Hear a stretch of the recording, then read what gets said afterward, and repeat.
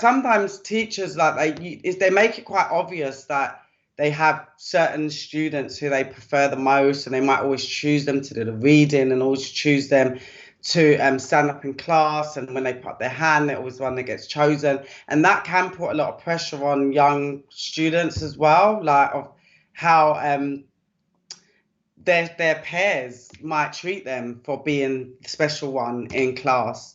So it highlights so many things. It's only a 30-minute short, but it also highlights mental health, self-harm, suicide, because these are the impacts of somebody who's getting bullied. Like these are the outcomes that can occur with a young person, and it's not spoken about enough. Like the link between suicide and bullying is massive, and I feel like the media and the press, they always stay away from it, and they don't sort of bring it to the forefront enough to make others aware, make young people aware that their actions can create serious and life-changing sort of circumstances for people that they target. Thank you for that. Thank you for your work. Yeah, that's right. All right. So what was the reaction of the people when you when you screened the film to the people? What did you hear people say about the film? I mean, the story that you share. Yeah. So when I put out Dismissed online, I had if people go on there, you will see there's like thousands and thousands of comments. And the thing that people were so happy for, they was just so thankful that obviously the message was out there. I was bringing awareness to the situation, and that there was sort of hope, because in the end of the film, there's hope that the teacher finds a young girl. I won't give away too much, but the teacher finds the young girl and she embraces her and gives her a hug. And it did so much for young people that I didn't even expect that the response would have been that they would have, like the main response from young people was that they wish someone could just hug them. They wish they had a teacher like that. But my whole point of doing it was to give young people that hope that there are people out there like that do care about them, that they're not on their own.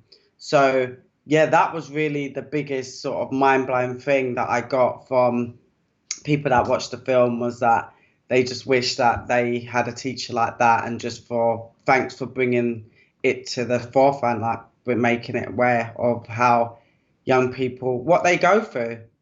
Looking at the bully, because it happened in all across the board now, if somebody were to ask you what are the causes, what usually maybe lead to bully in classes or among people, because it's not something that we particularly like. No, nobody want to be bullied. Nobody want to be on that end.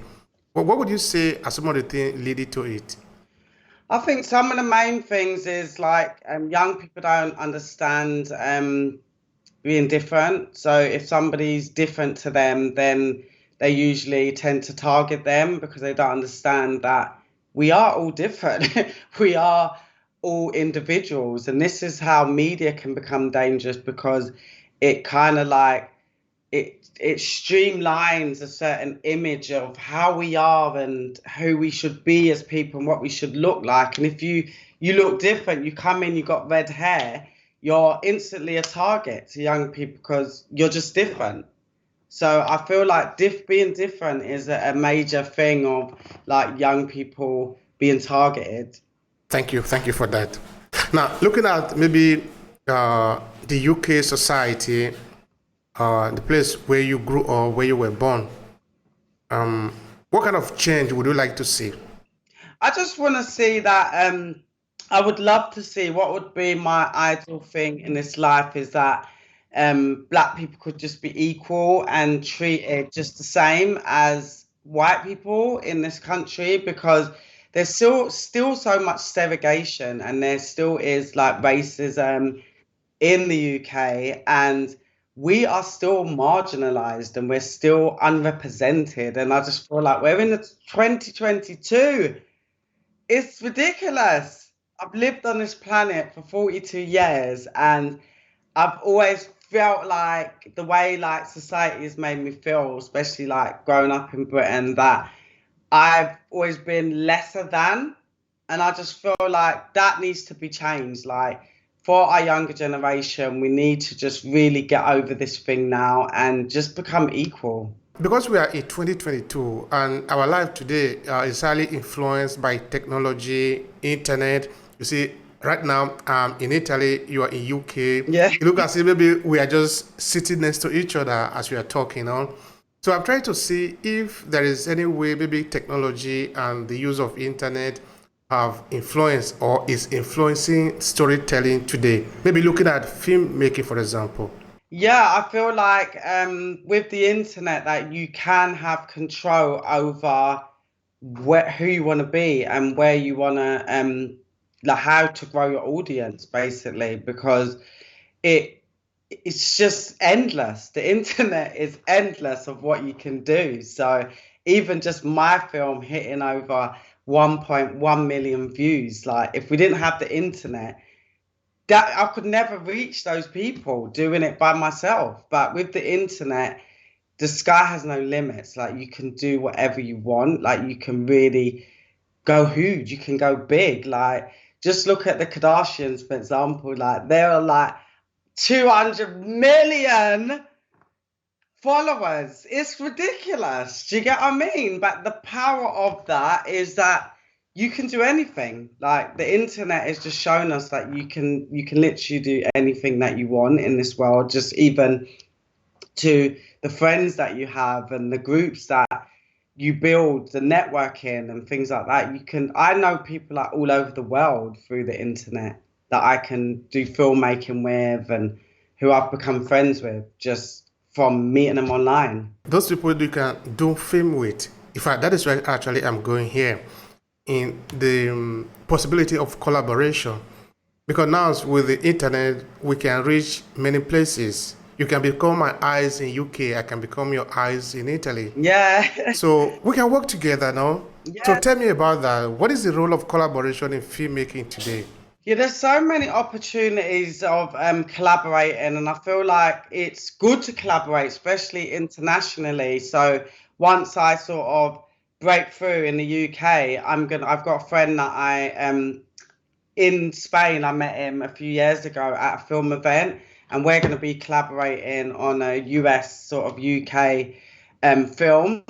So that's going to obviously build his audience over here because he wants to like get his stuff more of his content in the UK, and I want to get more of my content in the US. So collaboration is everything when it comes to filmmaking. Like every single film, you have to collaborate with people. You got to collaborate with the videographers. You got to collaborate with the casting agent. Like everyone is sort of freelance. So collaboration is so important in filmmaking. Is get along with people because that's how you're gonna sort of get yourself out there and sort of build up your career. All right. Now, looking back to the community in UK where you live, and the people that are most close to you, because they are the people that are more close to you than maybe the global community. What are they telling you about the story that you are telling? How is it reflecting in their eyes, in their faces? Most of my stories, people say they cry like once they've read like either one of my scripts or they watched one of my films, because that is the impact that I'm trying to create when I'm making it. I want people to be moved. I want them to learn stuff. So a lot of people say they learned things, like they got a new perspective on something. They laughed because you have to laugh as well. So yeah, it made them laugh, made them cry, and gave them something to think about. Is there any way, maybe your historic origin coming from Jamaica, have any influence on the story that you are telling? Or maybe try to have to dig back to maybe those story where your parents come from, things like that. Is there any maybe a line that you trace on those area? Yeah, I always use the Jamaican lingo in my scripts because we don't see it on TV. That was how many years ago? I don't even know how many years ago now, but you never hear like people talking Jamaican, and I grew up. My mum was from Kingston, so I grew up with raw Jamaican in my. Even though I'm British, I grew up with raw Jamaican in my household. So I always use Jamaican characters. I think that is like important, so I always do that. And just the root of like the strong black woman, I feel like that comes from sort of the Jamaican and African and just sort of black culture in general, and I don't think it should be hidden.